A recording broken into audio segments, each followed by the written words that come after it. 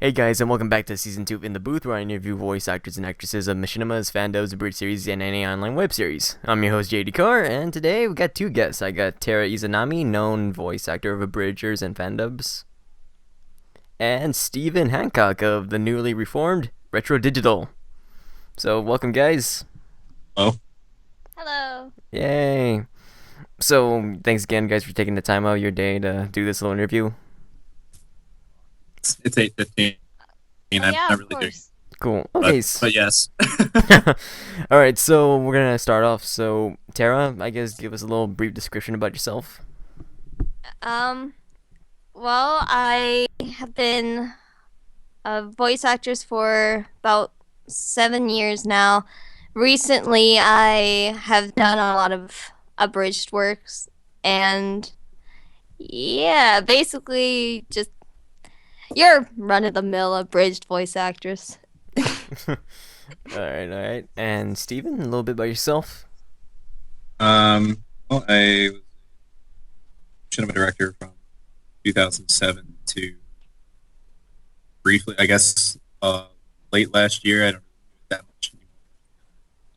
More towards live action. Getting into my craft. Officially started my own channel in 2009, known as Digital Virus. Mm-hmm.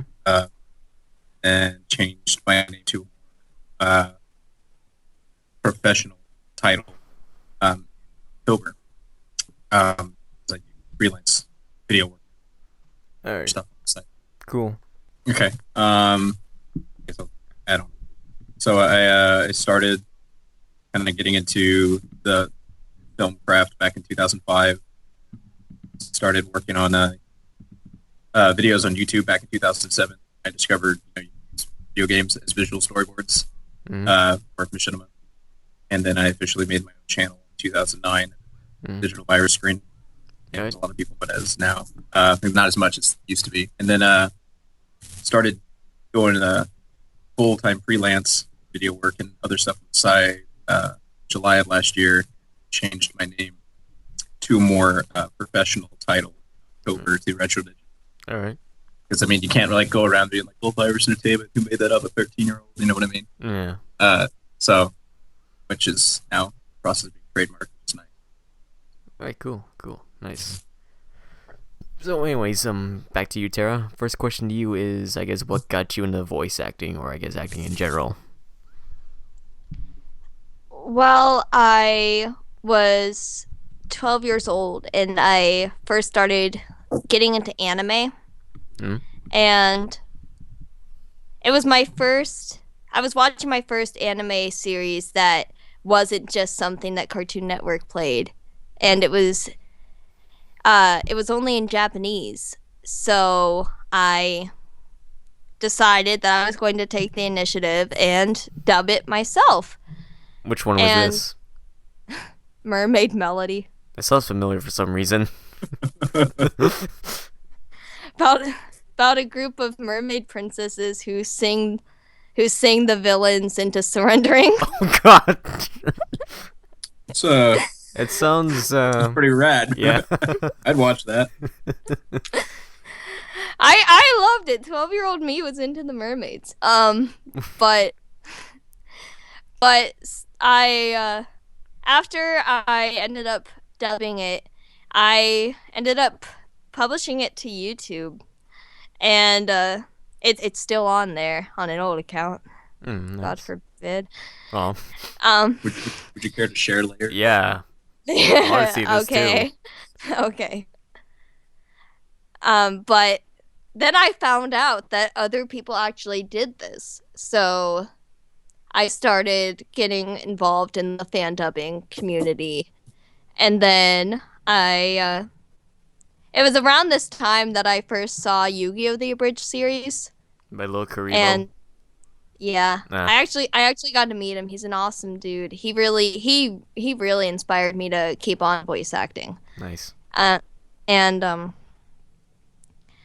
so after discovering that abridging was a thing, I wanted to, become a part of that, and I did a little bit here and there with some of my friends, and then more recently, my friend Aaron Yaroshian, he's great and he casts me in a lot of his stuff and he really keeps me involved in the abridging now.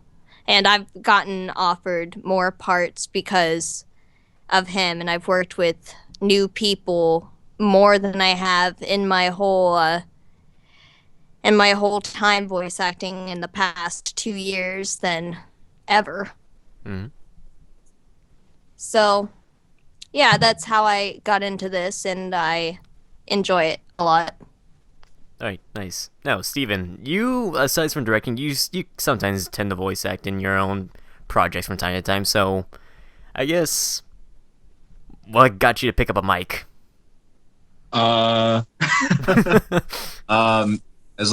generic as usually this answer really is. Back in the day when cinema kind of took off, the first thing that pretty much any retro director from back then could say is like they saw digital beer stuff first. Mm-hmm. And since John voiced every single character himself because he didn't have to buy foreign voice actors at the time, because it wasn't really an abundant thing, I can do that. So I just wanted to do my own thing, and I wanted other people to voice in it. So my friends at this time, I didn't know anyone. It was actually just like me and Spearhead. Mm. And so I just did all the voices myself. Easier. Hello, high-pitched version of me. Hello, low-pitched version of me. In a sense. Yeah, right.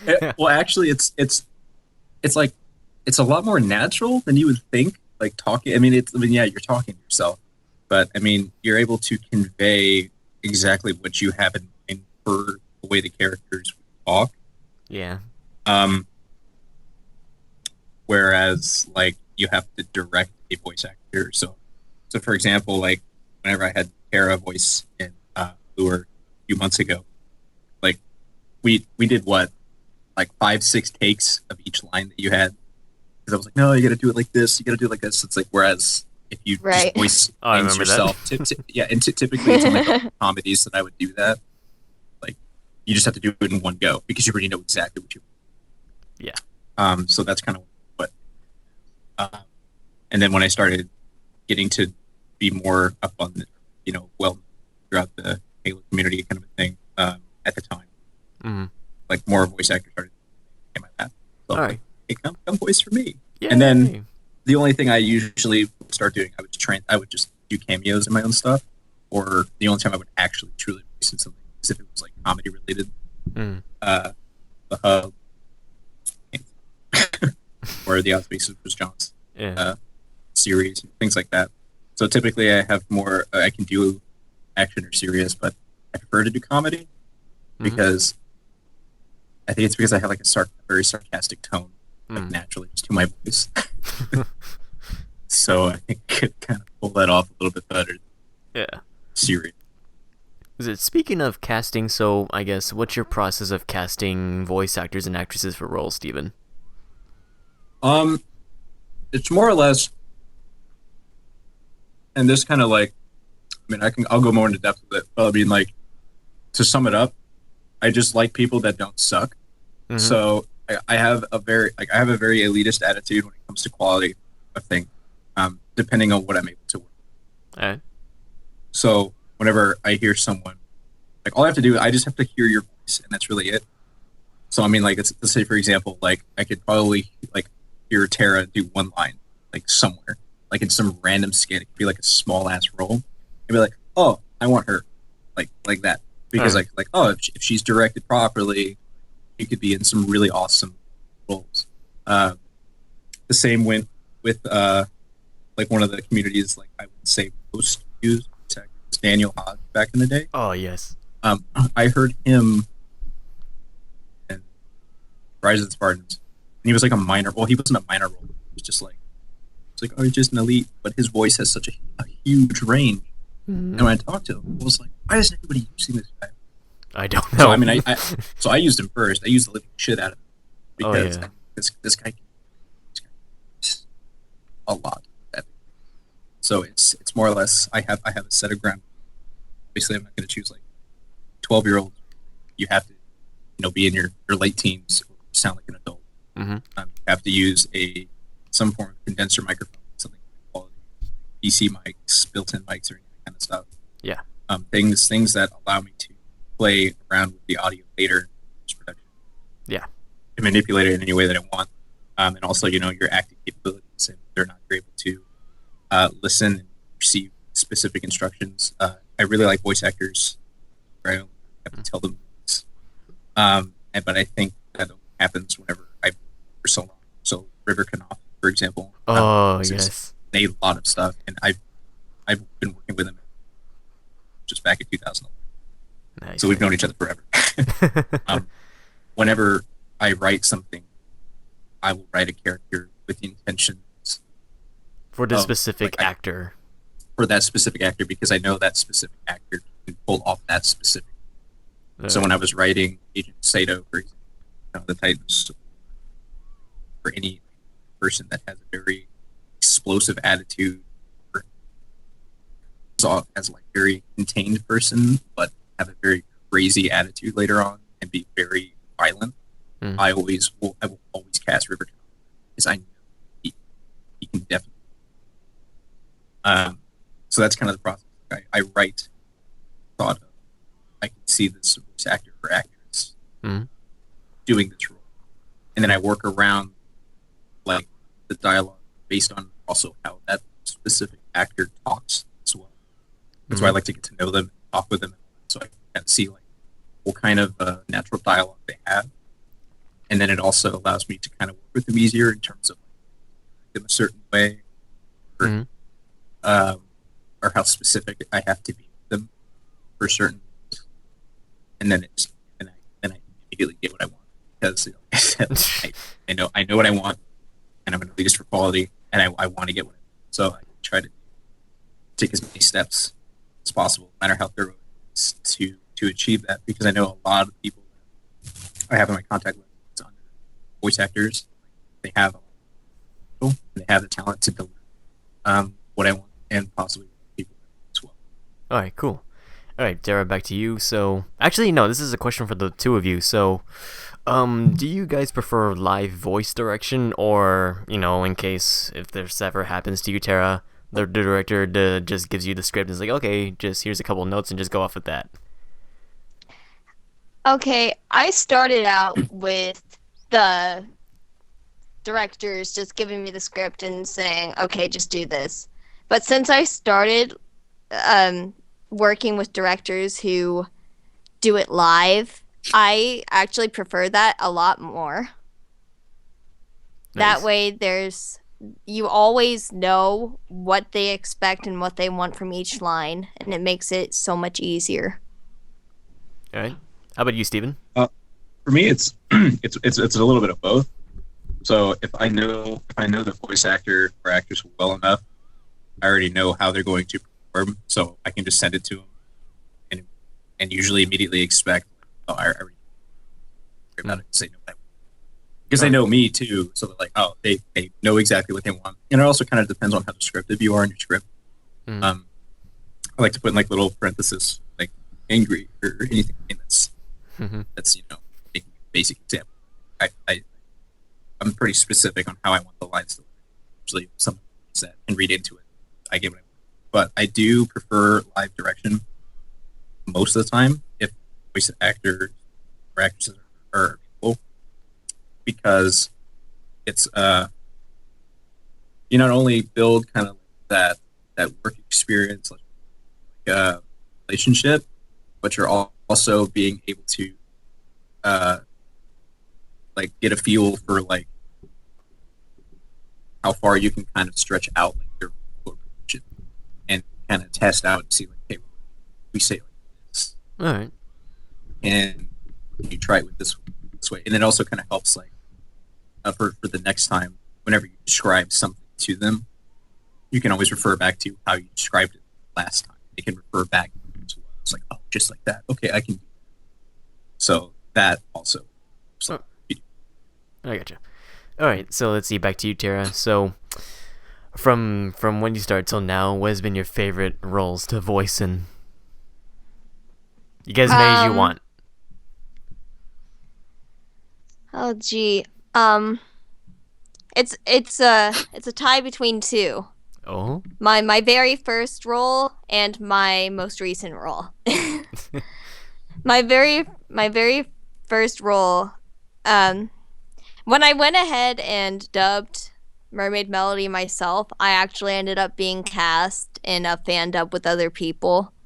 And it was my first role, and I played the main character, and it was a lot of fun, and it was a real learning experience for me.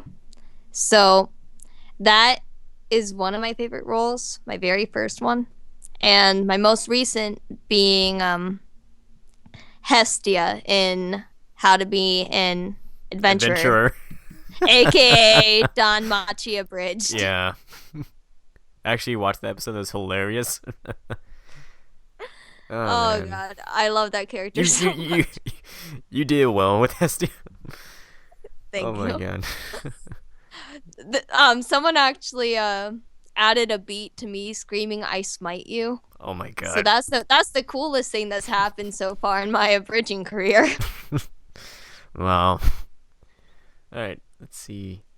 Oh, how about you, Steven? Like, it could be a ridiculous thing that you ever done, but what has been your favorite voice in any project you ever been in? It could be yours. I would.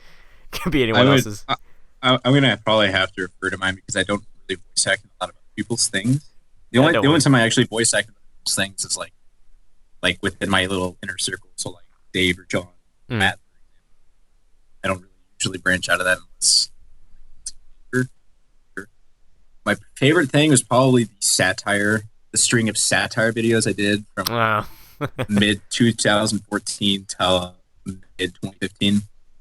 And I mean, I'm not saying that to be a dick. I'm saying it because it's like, because I really got to kind of make like everything that we did and like all the people I've associated myself with, people that have been a pain in the ass specifically, Yeah. like into like, I just made everything look like a giant inflatable clown, for lack of a better word description. Like I just basically like, how far can I make fun of everything and how far can I make fun of myself? So I was like, I mean, like, I got to make it entertaining too. So, my favorite thing, I think my favorite one that I have voiced in is probably reaction, which because I illustrated like what a comment section looks like. He made another one. He made Right, another yeah, video about that one. us. And it was fun because it's like just like referring back. I knew exactly what I voiced every single person, so I got to voice all these people freaking out and attacking each other, and yelling at each other, and having and then having that digital fear scream in the background, which I also, I think I replicated it. And then having to have those two guys that have like a civil conversation amidst like all of the flame. Yeah. And then I just kind of show up, be like, "Oh, hey, what's up?" And like be like super nice, and then just beam out and let everyone else just kill each other. Peace. But also at the same time, I liked it the most because, I mean, it's also the video that kind of did give me what I wanted afterwards, which is kind of like the point of that entire string of satire, which is like just criticism, reaction. Yeah. Because like that video, it proved to the point that I was trying to do as well, but it was also the one that I had to spawn up as. Not only did I show what a comment section looks like, it's killing each other, but I also got to kind of make a fool out of myself. Well, my family was home downstairs. I had my door shut, and I'm just like yelling in my room to myself, yelling at fictional characters that are simulating real people. So I thought that was kind of. Was it like, I don't know if you have this video still up or not, but like my favorite one that you ever done was the birth of a lens splitter. Oh yeah, yeah, I do remember that one. I don't I actually put all of my satire stuff on private. Actually, I put like a good majority of my old videos on private because the only thing I have up is the stuff that's watching in case someone wanders onto my channel. Yeah. What is that? I took down things that people like outside our local understand. There's not really a reason to have them up. Yeah. Kind of like at their time and then just eat But yeah, that one was pretty fun to make too. I mean, that was So, a couple minutes long. I was gonna say, like, this is basically my next question to both of you. So, like, so any fun stories to tell when you were voice acting? Tara and Steven, any funny stories that happened to you, or something that did happen when you were voice acting, like screaming or something like that? uh, hmm, Well, I don't know. I Man, let I, me I think about had that. a Go ahead, Sarah. I had a 5-minute argument over having to say the word moist. Oh god. What was this I for? lost that argument. Make Kaku City Actors abridged. Oh, Yarrow. Of Yeah. course. So moist. Can you, I know, maybe say the line? Yeah, go ahead. Go Yeah, ahead. give us an example. No. Oh, Why not? Why Don't you want to not? win that argument? Or was the argument directed at you and you were saying no to the? I was arguing my way out of having to say it, and I didn't win. oh. It was the line was only that word, and I had to say it in a very sexual way, and it was not comfortable. Okay. I won't make you say it. Okay, yeah. Well, Kyle, on the other hand, he can do whatever he wants. I'll stop. kinda I'll stop here. I'll stop here. I don't want to. Yeah, I want to cross that he's line. totally lying. Yeah. He's bullshit. All right. How about you, Steven? Let's see. I don't know. I don't really have one because, like, I'm pretty transparent with the people I live with. I just like open my doors and hey, I'm gonna be like swearing a lot and I'm gonna be screaming. It's like, and then I just do it. I mean, I think. Damn, that's hard. I think I do remember like. Oh, okay. I was doing. I don't remember what it was for, but it was for something. It was for a comedy. Like it was years ago, Oh shit! And- Camera guy. right? And it was something that like had really really vulgar language, and I was having to like rip into this other person that was in the scene, and like right as I was voicing it, right as I was getting to the climax of like all the lines of like unleashing hell on this guy, like my mom walked in Oh. and like witnessed me tearing into like my computer screen. It's just like you can't talk to people like that. I'm like, oh, it's not real. It's not real. But it was kind of weird because like I wasn't really an adult then, so it's like, oh, well, my son's upstairs, Oh. being a hermit in his room again, yelling at his computer and swearing. Because like at that time they didn't really like know what I wanted to do or do what I did. So that was kind of like before I was transparent with everything. But I guess that's probably the weirdest thing. Alright. I mean, it's not as weird as like going like anyone asking me to say like moist, weird shit. I would probably. Oh, that's fine. Anyways, let's see. Oh, so Tara, you've worked with a bunch of other voice actors and abridgers, right? So who's been your favorite person, or I guess group, to have worked with on a project, or any project at all? Hard to say who's my favorite. I really like all the other voice actors that I've worked with, and mostly the stuff that Yarrow has put out. Like I actually, I went to AX in Los Angeles last summer, and I actually got to meet a bunch of them. I got to meet Ali Fluro and just Kyle David, Laika Chi, Buddy BA. Woohoo! Like everyone that I've worked with in my experience has just been an awesome person. So it's really hard to, say who's my favorite.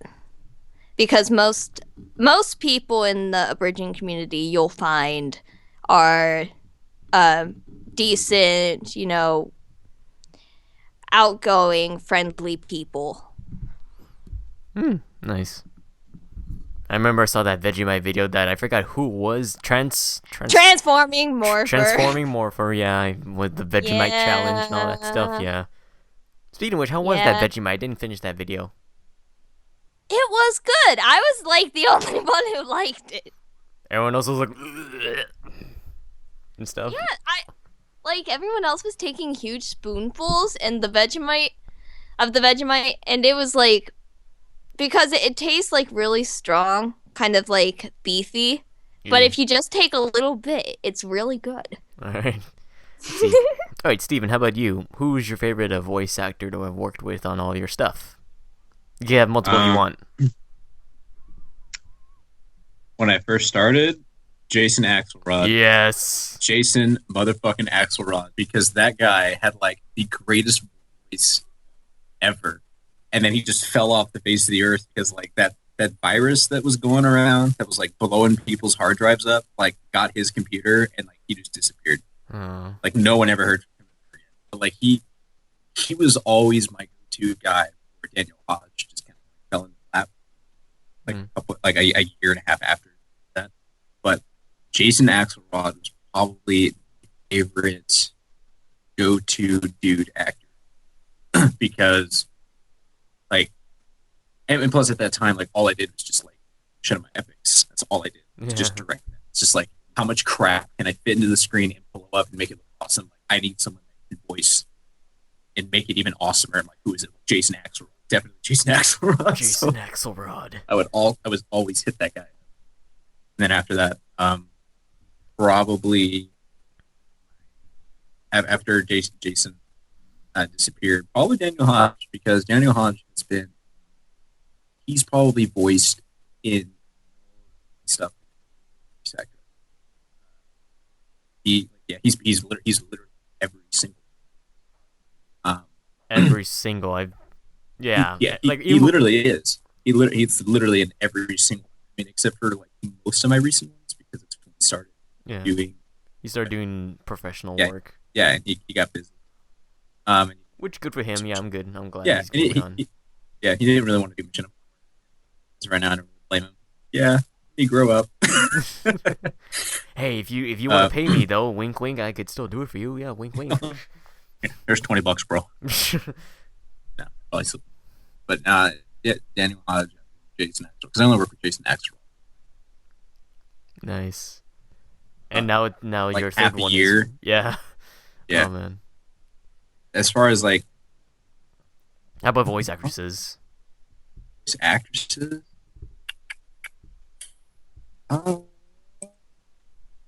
You know what? Like voice actresses were super scarce, for lack of better words. Because was the only one that I remotely know.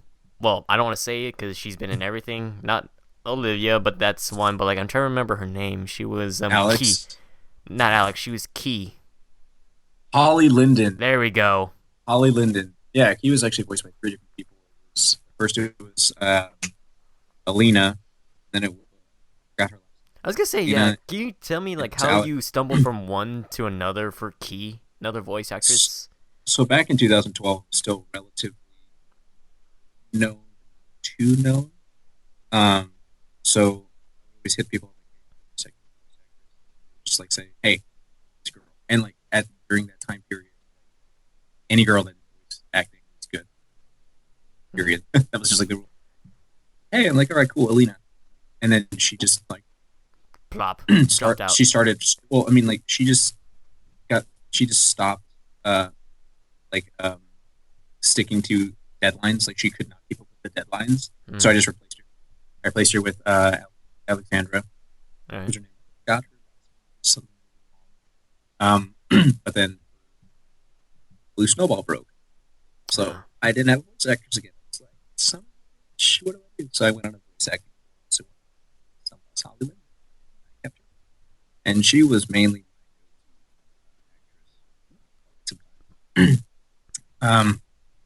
excuse me. And then you introduced me to Tara. I was like, hey. Tara, So this is kinda like- Steven. Steven, this is Tara. Right? Yeah. Yeah, nice even- to meet you. Yay. I mean, even though you've only like voiced in like one of my things, it's kind of like I always throw some messages. Hey, I got something coming up, maybe. Kind of. Because like it's very hard to find these actresses. They are very scarce, especially, you know. They are like, and you introduced me to Alex. She's awesome.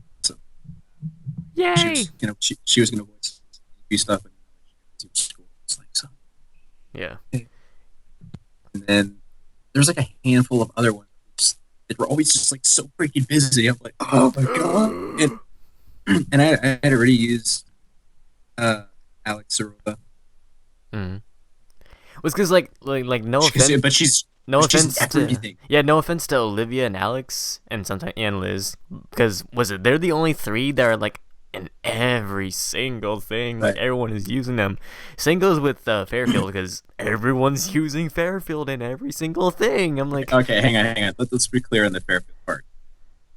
Yeah. Most people that make trash use like that. Yeah.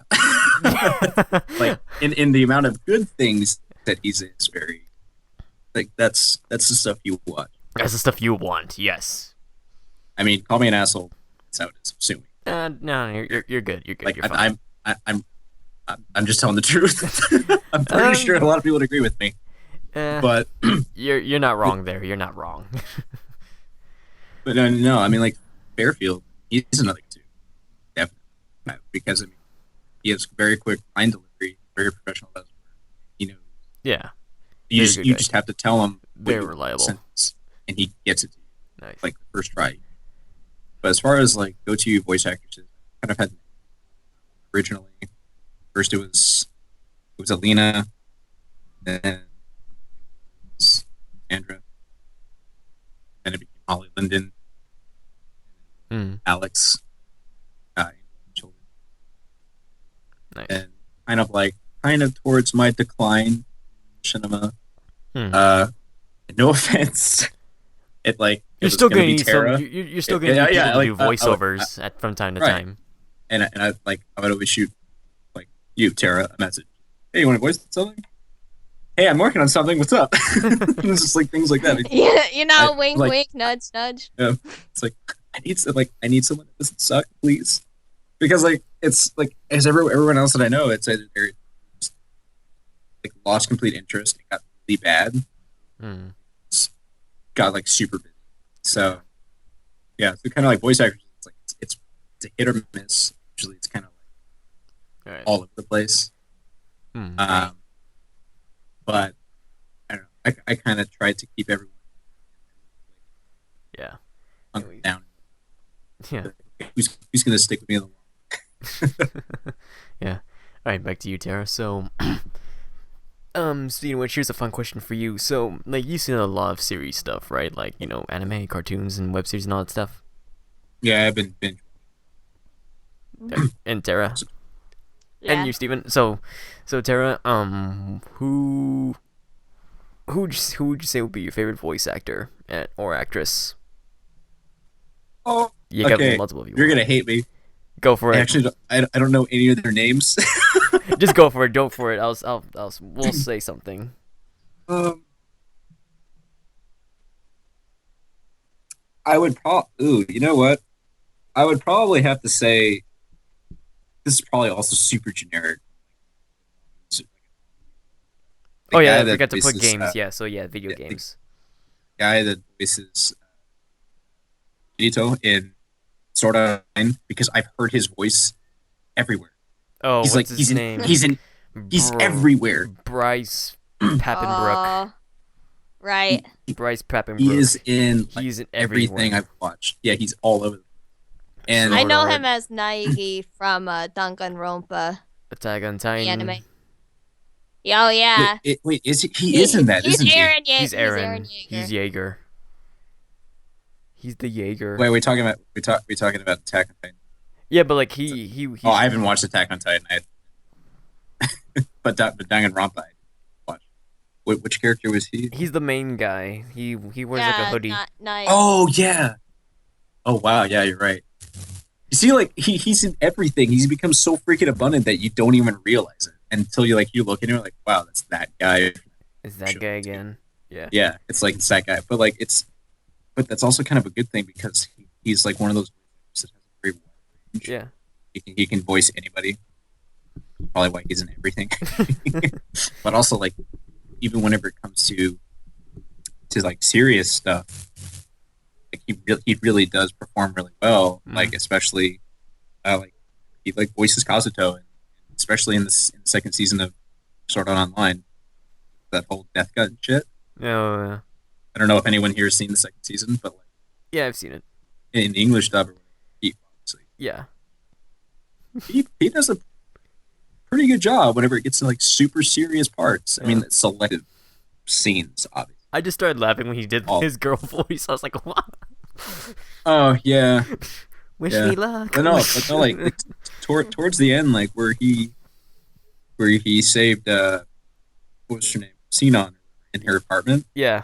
Like that whole scene just unraveled. I was like, oh damn, son. Yeah. It's like shit's hitting the fan.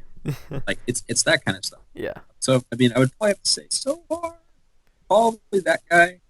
I mean, to be honest, I mean, I like all of them. Like, I like him because he's in everything. Nice. All right. How about you, Tara? Probably Tom Kenny, since he voiced my childhood. SpongeBob. And the Ice King. And Ice King.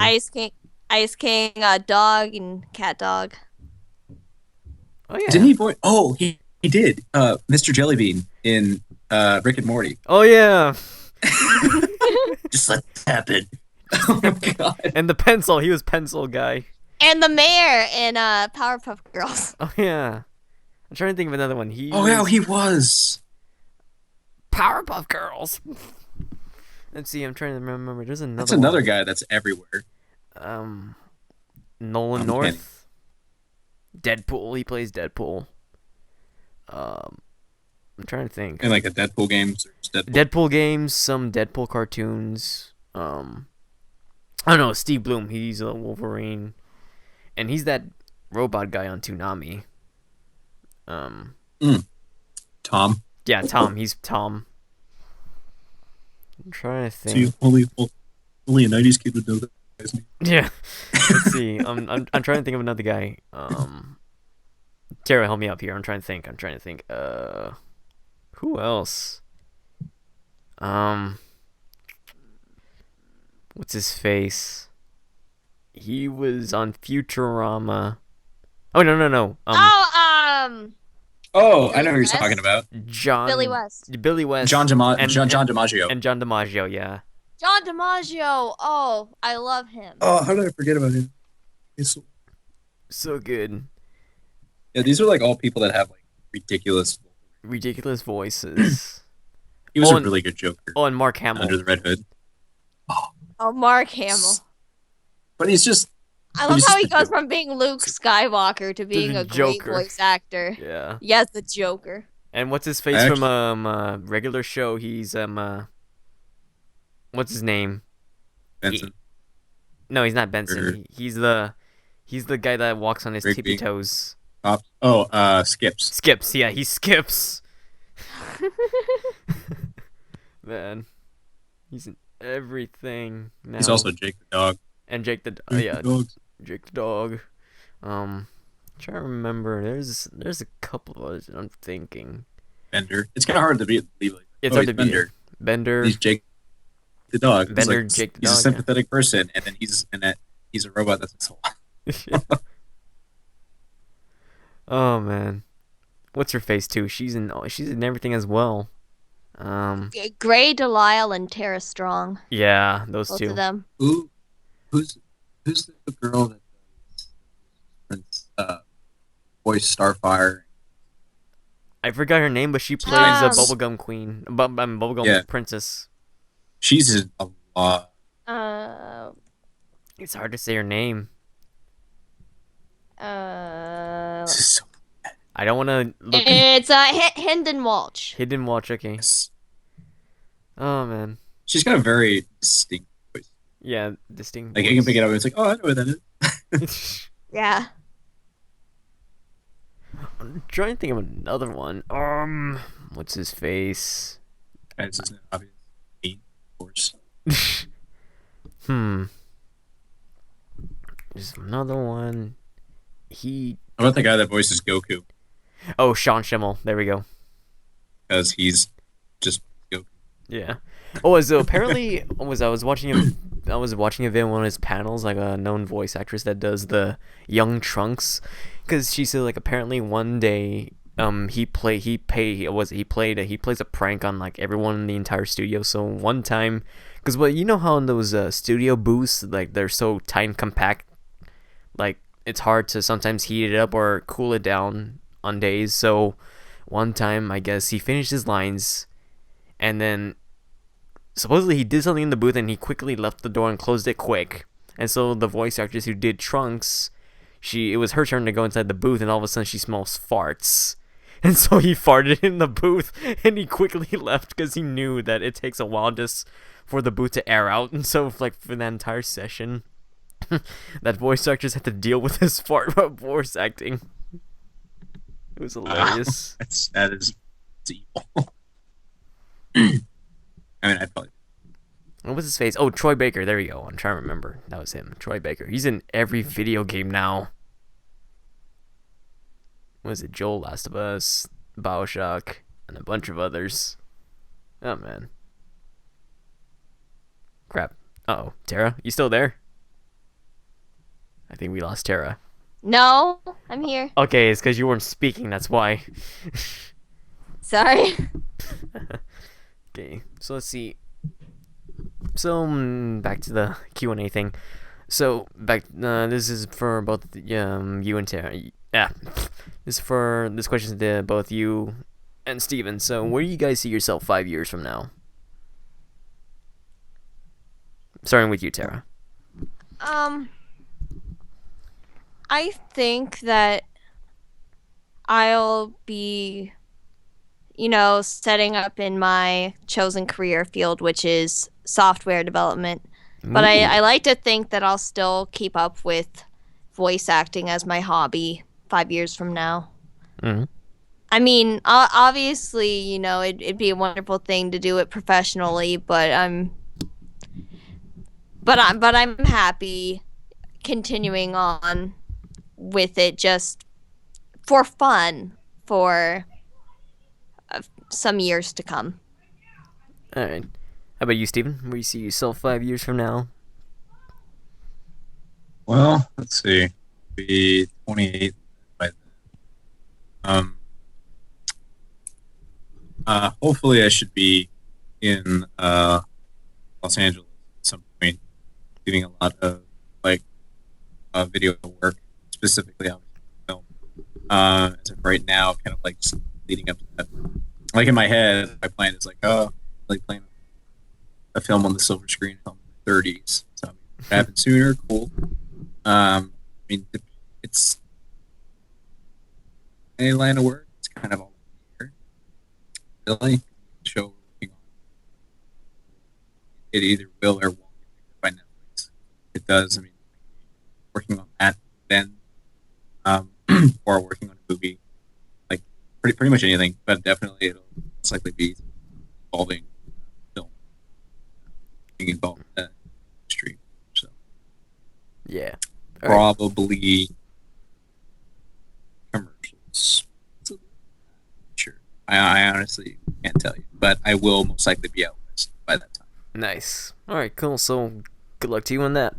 All right, so we're nearing the end here. So Tara, do you got any advice to anyone that's aspiring to become a voice actor or actress? I would say audition as much as you can, make friends, and just if you have fun with it and put your heart into it, it's going to take you somewhere. Even if you do it just for fun, or even if you're looking to become a professional, you have to really love what you do and put your all into it, and everything else will fall into place. All right. Steven, how about you? Do you got any tips to casting directors, or I guess for future filmmakers that want to become the next? I don't know, Tarantino, Anderson, Wright, anything? I mean, I don't really have enough knowledge or experience to kind of like educate people on like getting to that level. But when it comes to I guess, something small scale, I guess. When it comes to doing like really anything, film casting or anything, you just really have to watch a lot.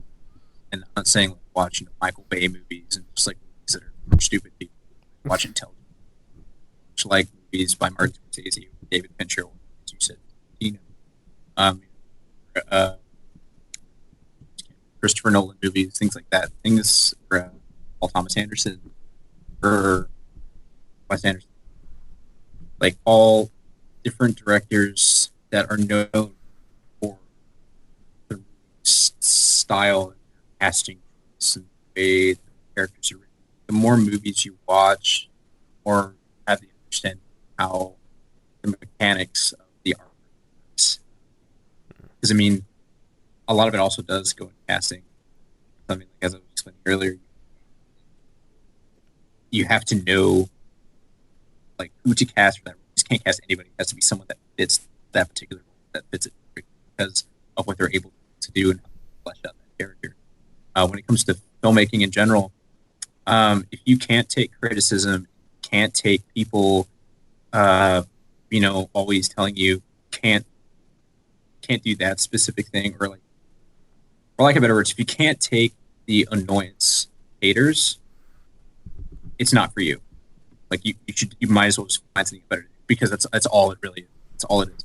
All it is people giving you shit and bothering you, and you're going to deal with a lot of unprofessional people and people that you will lose your patience with, because you'll either A, be more knowledgeable than them, or B, they'll be more knowledgeable than you, but they'll be a dick about it and they'll look down it.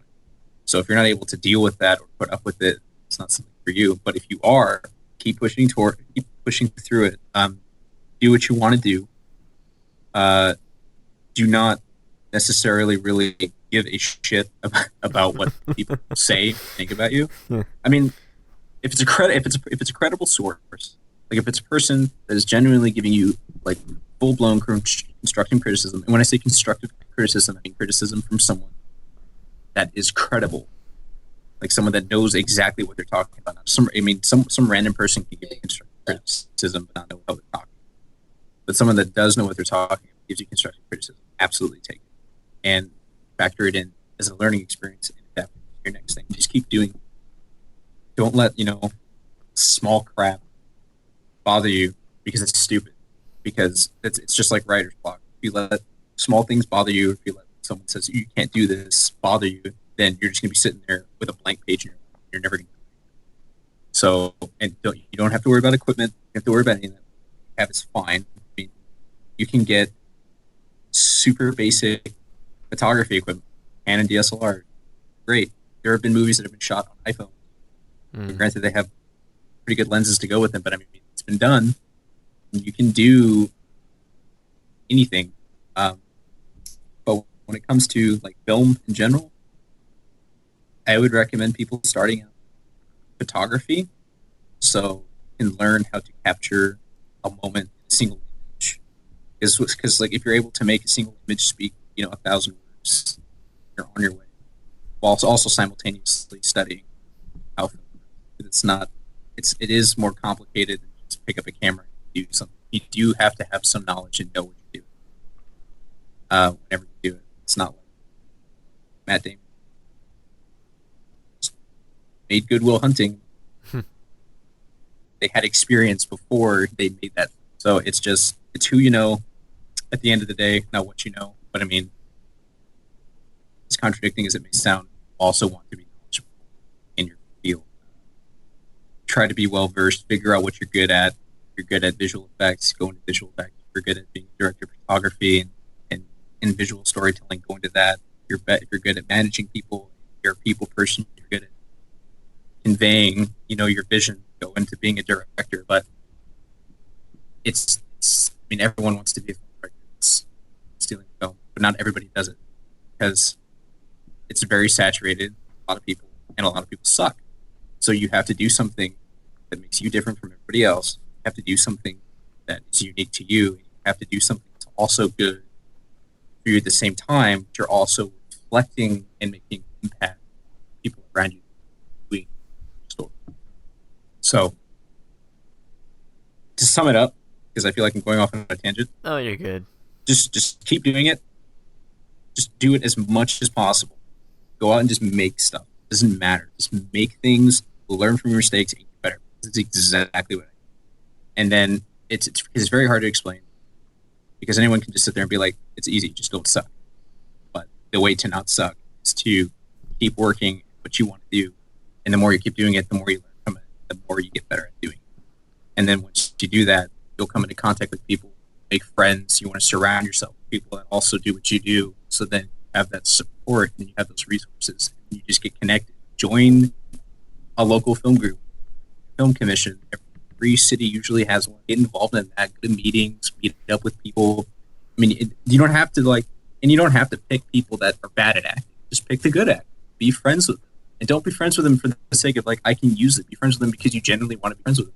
Take them out for a beer if you're of age, or go to a party or something, just hang out, just things like that. It's the same thing as making friends, except you're just making friends and what you want to do.